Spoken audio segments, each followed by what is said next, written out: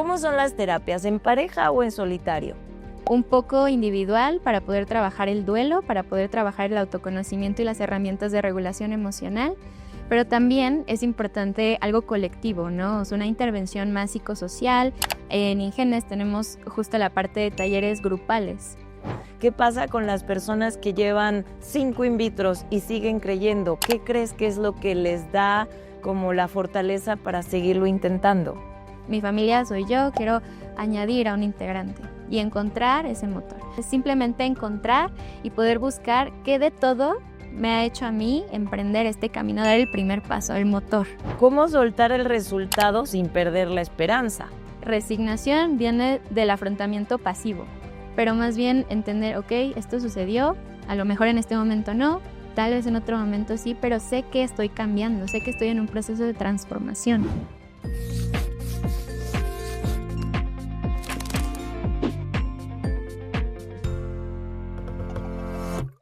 Bienvenidas, bienvenidos a Vida Fértil, donde la abundancia nace de ti y para dar a luz hay que abrir el corazón. Soy Claudia Cervantes y hoy vamos a hablar de un tema que cada vez es más frecuente y se habla muy poco, la psicología de la infertilidad. ¿Sabían que 1 de cada 6 parejas en el mundo padece de infertilidad y según la OMS es una enfermedad? En México, entre el 15 y el 20% de las parejas en edad reproductiva tienen este padecimiento. Por eso hoy la doctora Andrea Jiménez nos va a hablar un poco más de este proceso, porque la infertilidad no solamente está en el cuerpo, también está en la mente. Bienvenida, doctora. Muchas gracias, Claudia, por hacerme este espacio y por dar también paso a que los pacientes se autoconozcan un poquito mejor. Imagino que como doctora, como psicóloga, ha de ser una tarea difícil darle un diagnóstico de infertilidad a alguien. Bueno, eso lo hace el biólogo de la reproducción, pero de ahí hay un proceso de atención psicológica porque ese sueño de formar una familia de repente se ve frustrado y la frustración a veces es un duelo o se puede convertir en esperanza cuando reciben algún tratamiento. ¿Cómo es una terapia para alguien que padece de infertilidad? Pues para empezar, tenemos que entender que es una fragmentación de la identidad, ¿no? Justamente es esta historia reproductiva que se va desviando desde donde yo estaba partiendo hacia el camino de la maternidad, de la paternidad, cómo me veía yo como madre, como padre, cómo iba a ser el cambio en mi cuerpo y que de repente pues ese camino se está desviando y que causa bastante malestar, ¿no? Entonces de inicio es entender que efectivamente, como lo mencionas, es un duelo. Y muchas veces es un duelo no reconocido, porque es un duelo que muchas veces nosotros entendemos como se murió a lo mejor, no sé, mi papá o mi hermano, mi amigo, mi pareja, ¿no? Y es un duelo muy conciso, muy específico. Y cuando es un duelo de este estilo, de la identidad, es más complicado traerlo en ambientes sociales, ¿no? O sea, cómo sacarlo, cómo decirlo, como enfrente de más personas. Entonces, es primero este proceso de aceptación y de comprensión. Bueno, primero vamos a hablar de qué es un diagnóstico de infertilidad. ¿Cuál es el diagnóstico de infertilidad? Por lo que entiendo, hablando con varios médicos, es que después de intentar con tu pareja sin ningún método anticonceptivo, concebir de manera natural, después de 1 año no se da, ya podríamos estar hablando de una necesidad de acudir con un médico para analizar tanto al hombre como a la mujer, para ver qué es lo que está pasando en cada uno, porque a veces la infertilidad pues no es la pareja, sino puede darse que la mujer tiene un problema no diagnosticado o el hombre también puede llegar a tener un problema o que juntos no hay química en su genética y pues no pueden concebir. Entonces, gracias a la reproducción asistida es que podemos tener esperanza ante estos diagnósticos de infertilidad. ¿Cómo son las terapias? ¿En pareja o en solitario? Fíjese, Clau, que esta es una pregunta súper interesante porque realmente un tratamiento se debería de hacer de manera integral, ¿no? De entrada, un poco individual para poder trabajar el duelo, para poder trabajar el autoconocimiento y las herramientas de regulación emocional. También una parte en pareja, que es justamente afianzar esa conexión, esa relación, esa comunicación efectiva, pero también es importante algo colectivo, ¿no? O sea, una intervención más psicosocial. En Ingenes tenemos justo la parte de talleres grupales, ¿no? Entonces, para que haya un espacio, un motivo para los pacientes de que puedan levantar la mano y que puedan decir, a mí también me pasó, y que es un poder, un efecto terapéutico, pues, enorme. Claro, a través de la empatía trabajan las neuronas espejo y lo que le sucede a uno puede sucederle a otro y entre todos apoyarse emocionalmente. Ahora, ¿a quién le impacta más? ¿A las mujeres o a los hombres esta noticia? Uy, bueno, mira, aquí la culpa, la vergüenza, o sea, el impacto que pueden experimentar es bastante universal. Se vive desde trincheras diferentes, ¿no? O sea, justamente las mujeres lo pueden vivir un poco más desde el cuerpo, desde la feminidad, desde yo estoy faltando a algo que yo tengo que dar. Y los hombres pueden estarlo viviendo desde la virilidad, desde el no poder a lo mejor ser el proveedor y que muchas veces y tristemente son conceptos que vienen mucho de la cultura, ¿no? O sea, vienen desde un lugar de la sociedad que no está reflejando una realidad médica.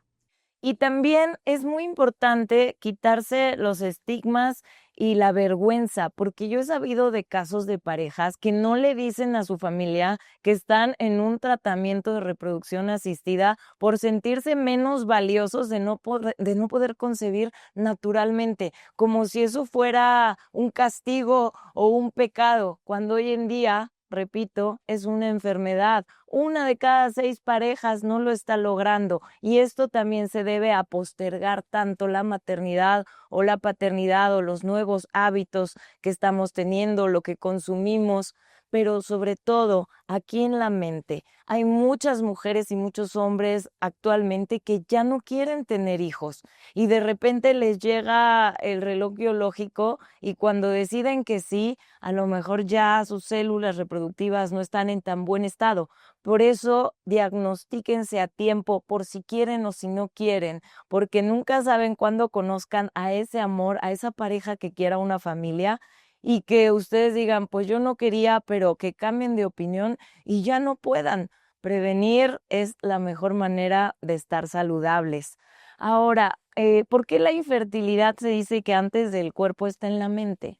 Aquí me gustaría hacer una precisión también para entender que hay un impacto, sin embargo, no hay una causa psicógena, ¿no? O sea, la infertilidad no deviene de, es que me estresé mucho y por eso no se dio, ¿no? O a lo mejor tuve mucha ansiedad y por eso no se dio. Es un factor más bien que nos ayuda a navegar en cuanto al autoconocimiento de mi diagnóstico y también en la forma en la que yo me voy a relacionar en cuanto al tratamiento, ¿no? Entonces, más bien es entender cómo nos puede jugar a nuestro favor para poder ser más resilientes. Claro, la resiliencia también es un punto al que se debe de llegar porque el proceso en los tratamientos parece eterno. Llegas a un tratamiento de fertilidad como mujer en donde te dicen tu camino es in vitro, fertilización in vitro, y entonces hay que estimularte con las inyecciones de las hormonas, sacar los óvulos, ver si están sanos, todo lo que en episodios anteriores hemos hablado de cómo es un tratamiento de fertilización in vitro, pero en el inter, psicológicamente, si no tienes contención, puedes enloquecer, porque no sabes si eso que tú estás invirtiendo, dinero, emociones, expectativas, esperanzas, te abriste a algo que te habías resistido o que creíste que ni siquiera ibas a necesitar, y de repente es la ansiedad de si va a funcionar o no va a funcionar.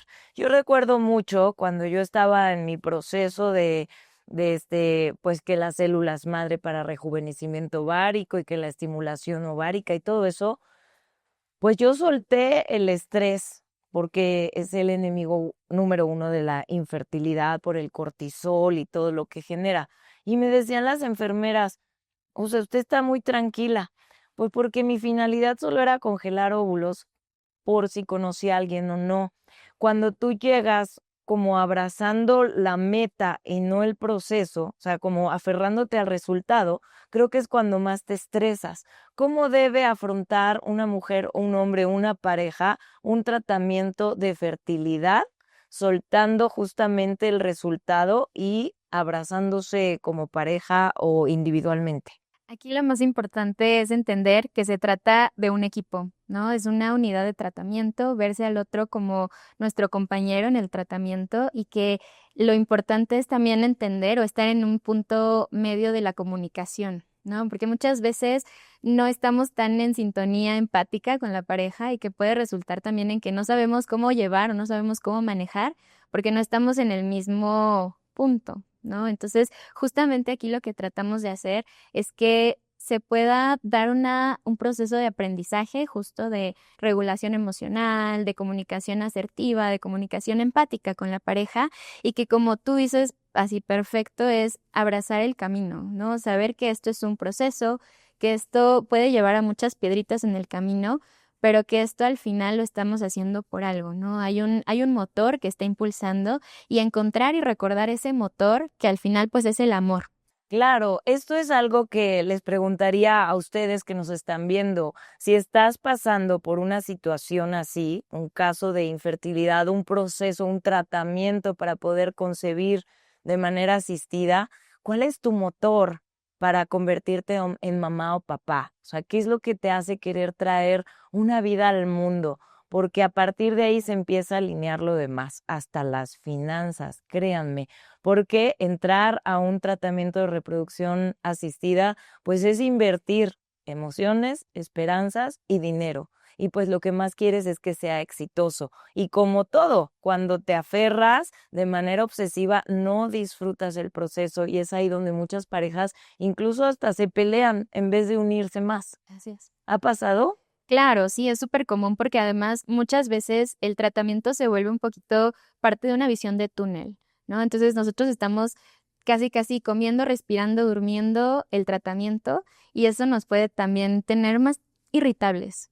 Claro, porque cuidas lo que comes, cuántas horas duermes, quizá eras alguien que fumaba y de repente te ves obligada, obligado a dejar el tabaco y entonces te entra otra crisis que también hay que afrontar, pero creo que si de la mano de un buen terapeuta puedes transitar eso elevando tu propósito para que todos esos sacrificios te conduzcan al propósito final que es dar vida. Imagínense que si tu propósito es dar vida, todo lo que no eres capaz de superar como ser humano y si se logra o no se logra, aprovechar esos beneficios. Claro. Acabo de conocer a alguien que ya tenían 2 hijos.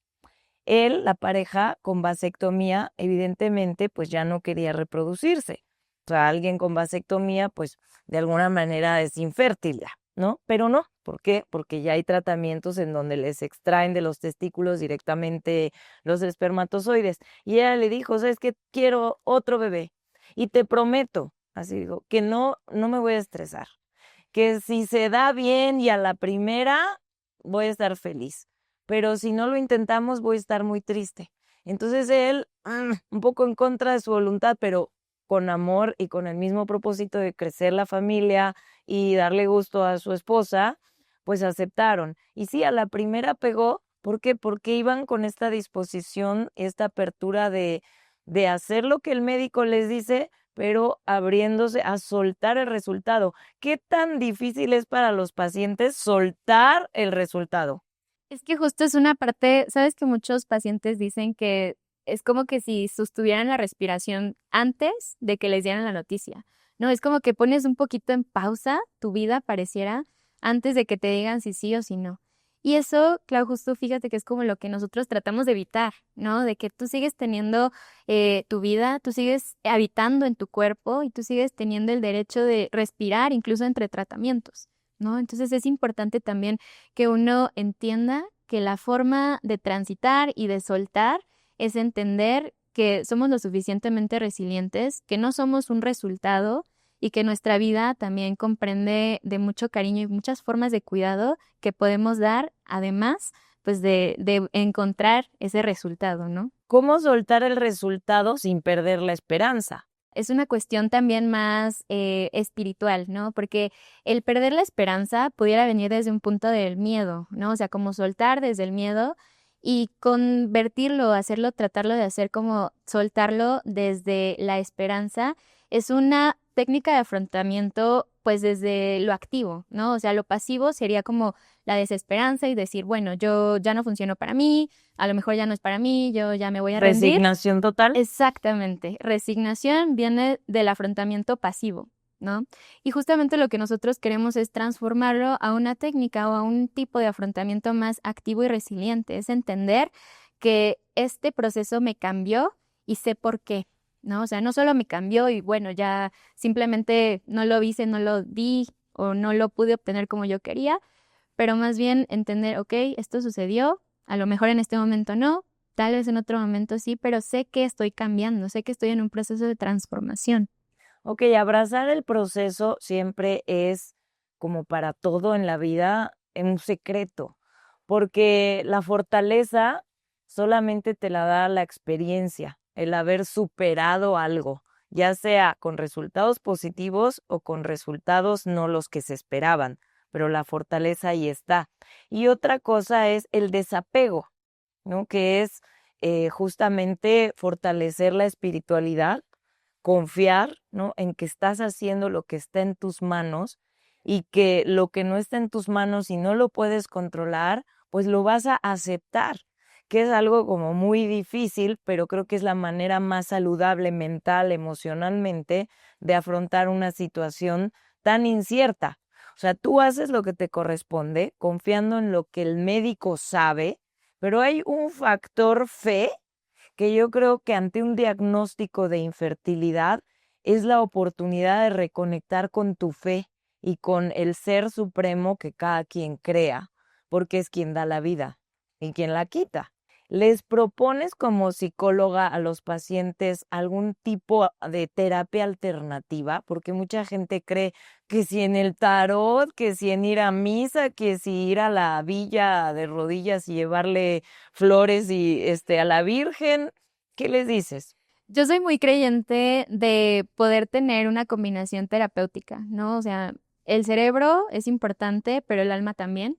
Entonces, a mí me gusta mucho, pues, justamente emprender este proceso terapéutico desde, sí, la ciencia, evidentemente, la terapia cognitivo-conductual, que se ha visto científicamente probada para poder manejar estos casos, por ejemplo, en específico.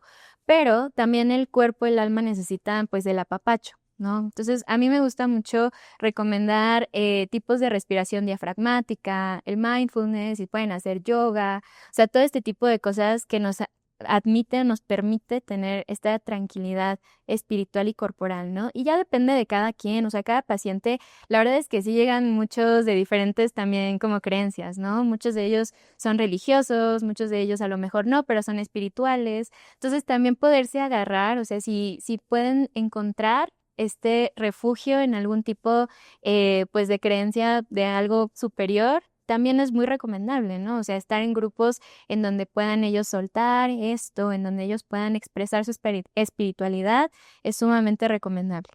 Claro, porque cuando conectas con tu espíritu, reconectas con tu cuerpo, que es el templo en donde se va a gestar la vida o en donde están sucediendo todos estos cambios hormonales, en donde tú le permites como tierra fértil a los médicos actuar en ti. Pero si no estás energéticamente alineado con un propósito superior, a veces es donde falla. ¿Qué pasa con las personas que llevan 5 in vitros y siguen creyendo? ¿Qué crees que es lo que les da como la fortaleza para seguirlo intentando? Pues es ese motor, claro, es ese motor encontrarlo, ¿no? O sea, es decir, ¿qué me está impulsando? ¿Qué me hizo emprender en este proyecto de vida conmigo, con mi pareja? Hay muchos tipos de familia. Entonces, a veces son personas que vienen con ellas mismas, ¿no? O sea, llevan su espiritualidad, llevan su cuerpo y dicen, mi familia soy yo, quiero añadir a un integrante y encontrar ese motor. A veces son parejas, a veces son familias que ya tienen como más hijos, son familias homoparentales, o sea, hay muchos tipos, ¿no? Es simplemente encontrar y poder buscar qué de todo me ha hecho a mí emprender este camino, dar el primer paso, el motor. ¿Y hasta qué punto le recomiendas a un paciente que ya se dé por vencido y no lo siga intentando por salud, incluso de su cuerpo? Pon tú 10 intentos y ya, los médicos les dijeron que no, pero están aferrados ya con una obsesión. ¿Cómo afrontar eso? Primero es identificar señales como pequeñas alertas, ¿no? Como pequeñas banderitas rojas que nos están diciendo, primero atiende esto y después puedes reconsiderar, ¿no? O sea, como continuar, puedes reconsiderar, tomar un camino diferente, etcétera. Estas señales son súper importantes también en cuanto a la salud, pues no solo psicológica, ¿no? También física, y es, por ejemplo, sentir una depresión que nos está debilitando, ¿no? Incapacitante. A lo mejor ya no puedo comer, no puedo dormir, tal vez estas actividades cotidianas de mi día a día ya no las puedo hacer, ¿no? El autocuidado, a lo mejor meterme a duchar, cositas así que son bastante importantes que nosotros podamos mantener como un ojito y pues procesos obviamente de aislamiento extremo, de ansiedad, obviamente como en términos de ataques de ansiedad frecuentes, a lo mejor un abuso de sustancias, no solo sustancias como medicinas, sino pues en general, ¿no? O incluso en donde yo estoy viendo un cambio en mi memoria, en mi aprendizaje, en mis procesos atencionales. Todos estos son banderitas que nuestro cuerpo está diciendo, oye, atiéndeme primero en esto y después podemos reconsiderar, ¿no?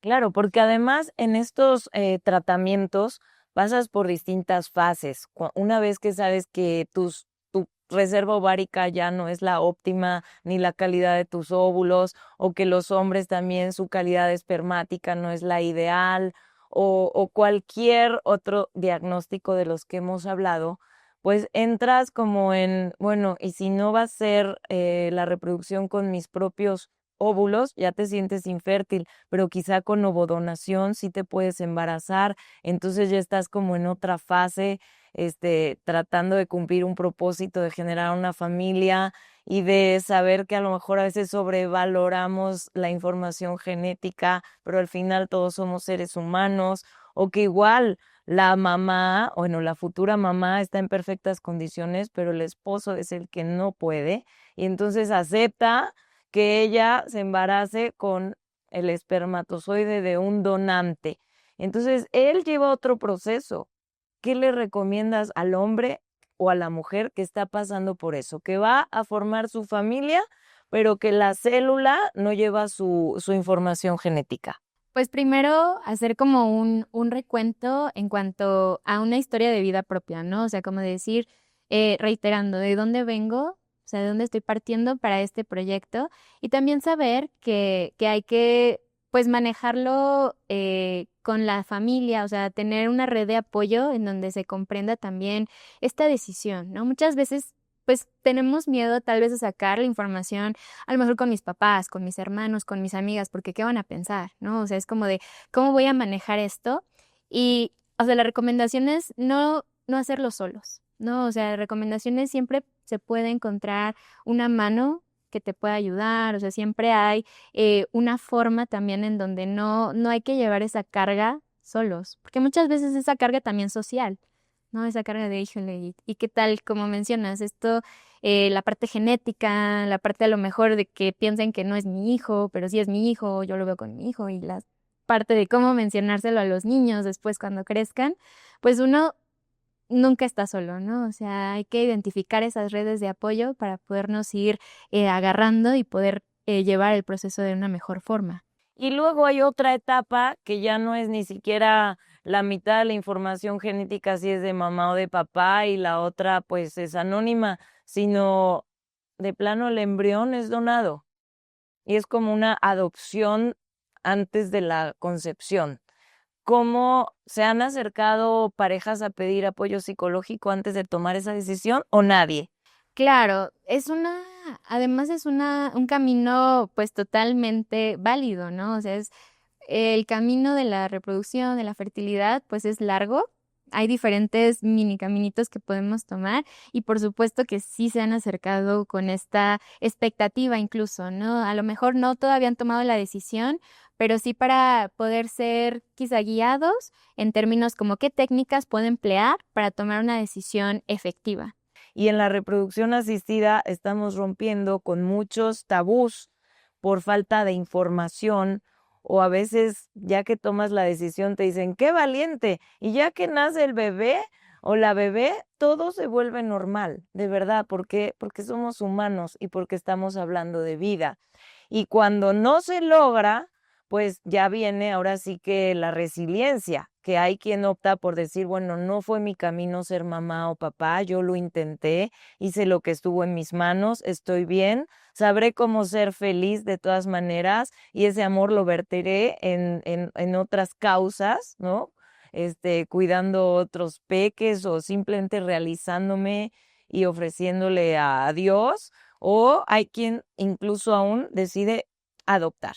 Sí, evidentemente también es muy loable, ¿no? O sea, tener este autoconcepto lo suficientemente fuerte sobre nosotros, que a veces esa identidad la podemos ir encontrando a lo largo de la vida, ¿no? O sea, eso no es algo con lo que nacemos así, que sabemos inmediatamente, sino también ir encontrando qué cosa me hace ser yo, además de ser mamá o papá, ¿no? O sea, yo soy una persona autónoma, independiente, que además tiene el rol de ser mamá, tiene el rol de ser hija, de ser hermana, de ser amiga, de ser pareja, pero pues sí, o sea, no solo enfocarnos en, uy, esta sola cosa que no salió bien en mi vida, tal vez me va a dar para abajo, sino también poder ver, o sea, todo el panorama de información que tenemos sobre uno mismo, ¿no? O sea, ir construyendo esa autoestima e identidad. Sobre todo tener claro que los hijos no te hacen, tú eres ya por sí mismo un ser humano completo, tengas o no tengas hijos.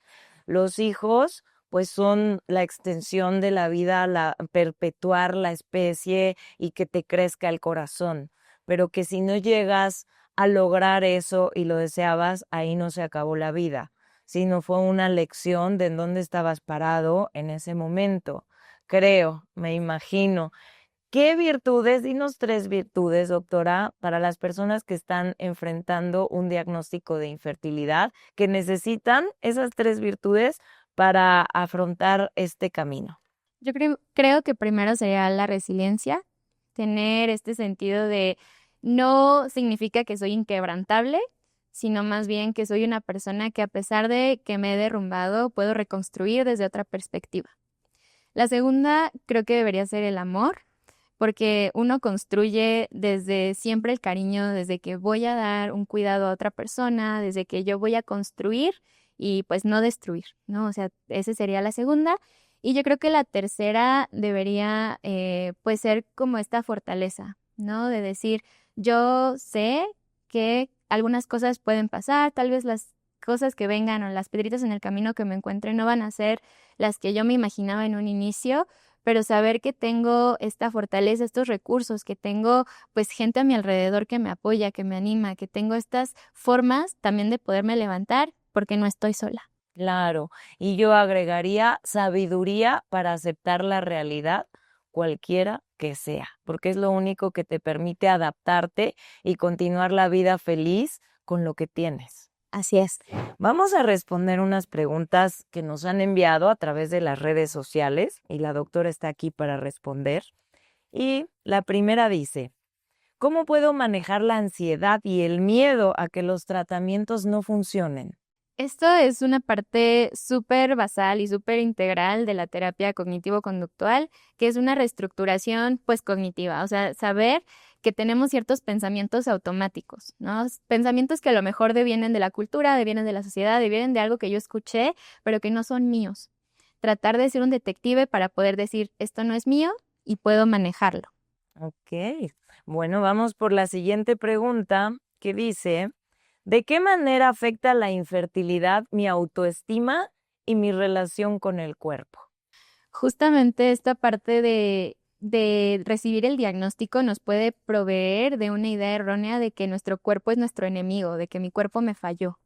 Pero hay que entender que el cuerpo está ahí para darte soporte, para darte un refugio, que el cuerpo está trabajando contigo y está haciendo lo que puede y tratar de no estar en una batalla, ¿no? O sea, darle paz a la guerra y tratar de reconstruir también esa relación de es un santuario para mí, no me está atacando, no es mi enemigo. O sea, entender esa parte es crucial. ¿Cómo se supera una pérdida gestacional o un tratamiento fallido sin perder la esperanza? No se supera, se integra, porque nosotros atravesamos el duelo y no es algo que sea como un proceso que a lo mejor sí me impacta, pero me quedé, ¿no? O sea, yo soy ese duelo, yo soy esa persona en duelo. Y no, es más bien entender que esto es una situación que me pasó, que me sucedió un episodio en mi vida y esto lo voy a integrar para poder reconstruir mi identidad y poder reconstruir mi camino a partir de ese evento.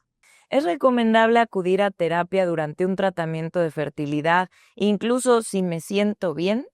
Claro, esta respuesta pues de cajón siempre va a ser sí, porque muchas veces la atención no solo se busca como para poder superar el duelo, el trauma, incluso para mejorar la relación pues con la pareja, ¿no? Sino también puede ser para poder adquirir ciertas herramientas, manejo de emociones, comunicación, como lo decíamos, o incluso poder detectar ciertos riesgos que pudiéramos pues comunicar o podríamos empezar a ver a partir de del tratamiento.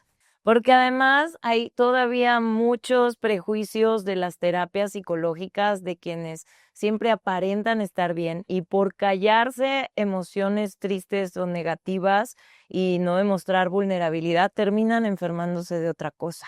Sí, eso es muy, muy común, del estómago, de la cabeza, es súper común. Ujú. ¿Qué puedo hacer si mi pareja y yo vivimos la infertilidad de forma diferente? Primero, debemos de entender también, nuestra pareja está viviendo su propio proceso, ¿no? A pesar de que somos una unidad y somos un equipo, no somos la misma persona. Entonces, es importante levantar la mano y decir, ¿qué necesito yo? ¿Qué quiero yo? Pero también, ¿qué necesitas tú y qué quieres tú? ¿No? Entender desde dónde lo está transitando mi pareja y desde dónde lo estoy transitando yo, porque estamos escalando la misma montaña, pero desde diferentes, pues, lados, ¿no? Entonces, ser empáticos y también ser, pues, asertivos en decir: "Yo quiero y necesito, pero yo entiendo que tú también quieres y necesitas". Y algo muy importante, cuando empiecen una relación, no se esperen 10 años para hablar de estos temas, de si uno quiere hijos y el otro no, porque a veces también puede llegar el fin de esa relación cuando no llega el bebé. Y entonces, ¿qué era lo que los unía? ¿El cumplir con un requisito de tener una familia o el amor de compartir un proyecto de vida como quiera que sea? Así es. Aquí en Vida Fértil llegó el momento de responder las preguntas de ustedes y estas son sobre parejas del mismo sexo que quieren ser mamás o papás. Viene la primera. ¿Cuáles son los retos emocionales más comunes que enfrentan las parejas de mujeres durante el proceso de maternidad compartida?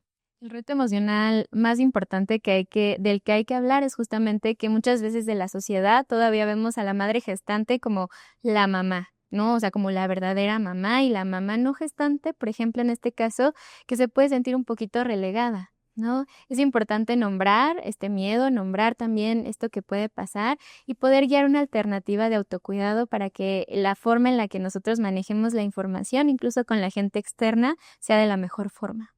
Información siempre es la manera de combatir la ignorancia, porque a veces los juicios solo vienen de la desinformación. Siguiente pregunta. ¿Qué importancia tiene el acompañamiento psicológico durante y después del tratamiento para parejas del mismo sexo? Muchas veces durante es justamente la parte de poder comprender las estrategias de autocuidado, las técnicas de afrontamiento y también la forma de comunicación entre la pareja y fuera de la pareja. Y después es importante poder nosotros detectar qué cositas a lo mejor necesitamos como un ajuste a la maternidad, un ajuste a la paternidad y la manera en la que estamos procesando y reprocesando todo el camino y el proceso que fuimos llevando.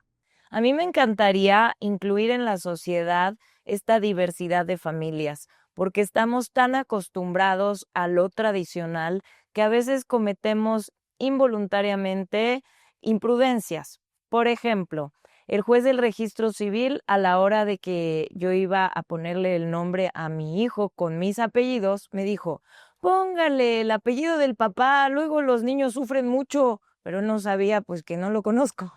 O, por ejemplo, tengo una empresa de niñeras y la nani no sabía que iba a cuidar un bebé de 2 papás.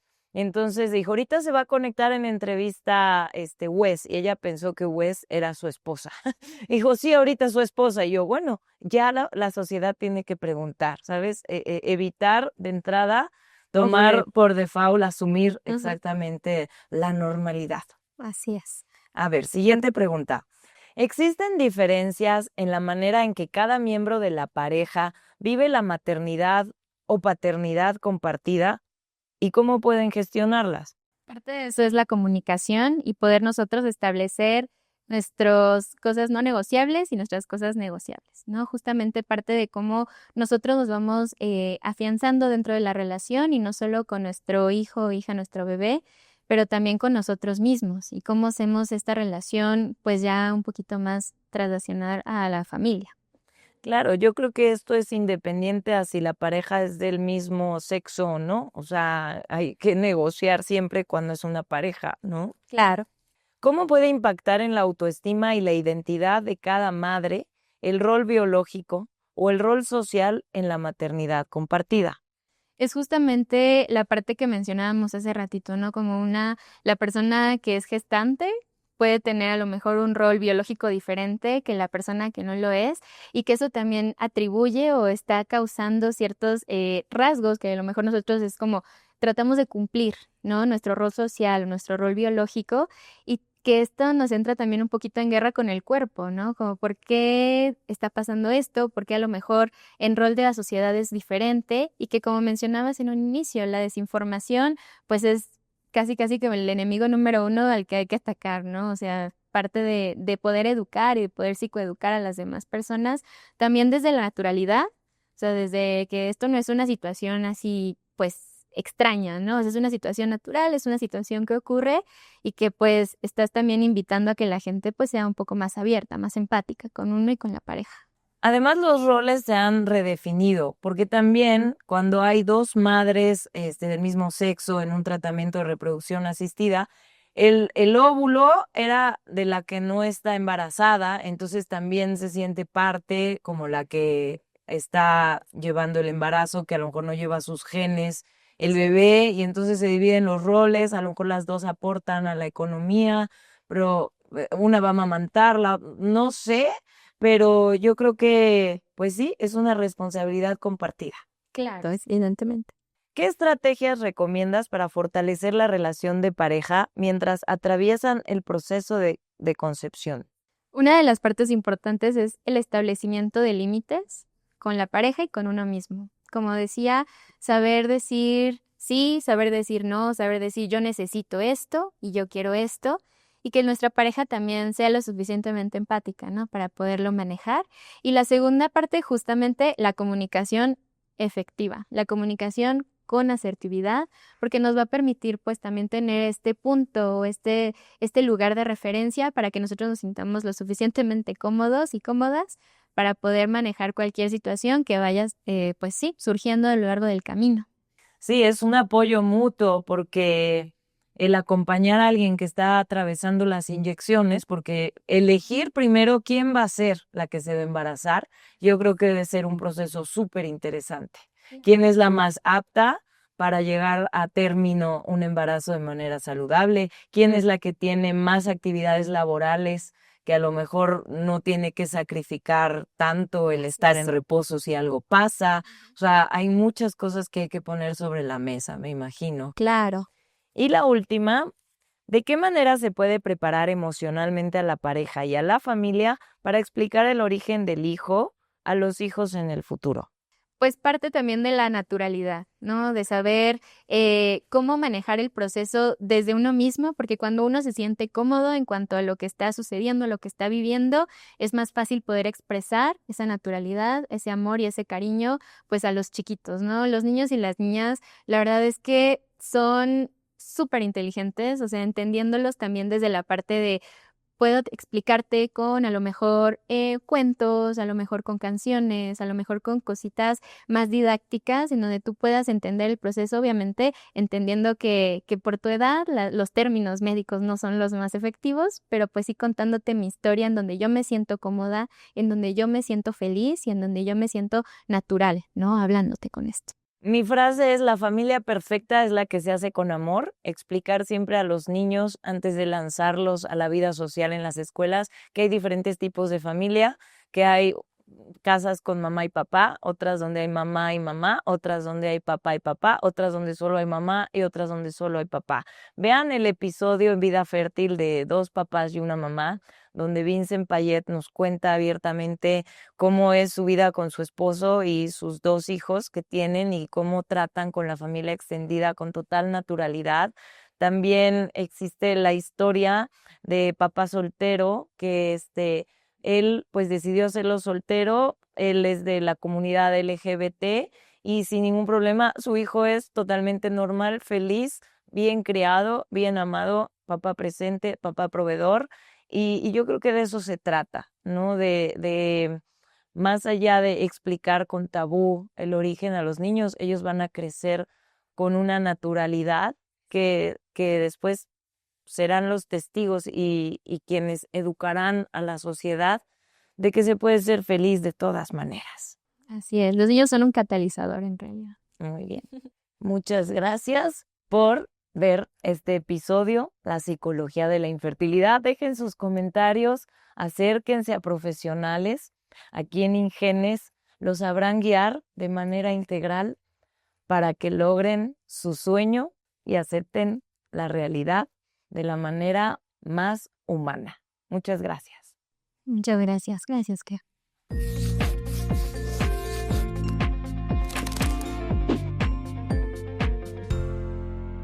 Toda mi vida supe que quería ser mamá. Soy mamá Ingenes. Es lo mejor que nos ha pasado en la vida. Mis hijos son parte de ese sueño. Gracias por hacerlos posible.